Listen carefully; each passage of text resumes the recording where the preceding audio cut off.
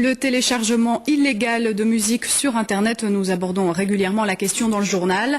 La SABAM, la société qui gère les droits d'auteur des artistes, avait porté plainte et récemment gagné un procès contre le fournisseur d'accès Scarlett, mais ce dernier a décidé d'aller en appel. Éric Bévert. Le jugement est tombé fin juin. Le fournisseur d'accès à Internet Scarlett doit surveiller ses clients pour les empêcher de télécharger illégalement de la musique. Une décision que la société conteste. Que ce soit uniquement un fournisseur d'accès belge qui soit condamné, pas tout le marché belge ni tout le marché européen nous semble effectivement discriminatoire. Vous avez l'impression de servir d'exemple? Bien sûr.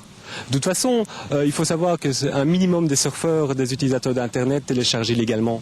Donc la majorité va payer pour une minorité de gens qui ont des pratiques illégales.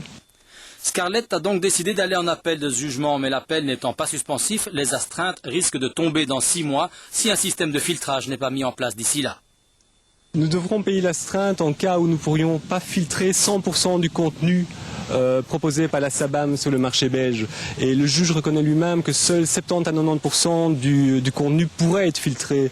Donc de toute façon, l'astreinte, quelque part, nous allons devoir la payer. Comme elle est de 2500 par jour, 2500 € par jour, faites le calcul, 75 000 € par mois. Scarlett n'est pas le plus gros fournisseur d'accès en Belgique, loin de là. Il estime que la SABAM s'est attaquée à lui pour faire un exemple et forcer les autres à faire le gendarme chez eux. Son souhait, que tous les acteurs d'Internet et du monde musical se mettent enfin autour d'une table pour trouver ensemble une partition commune.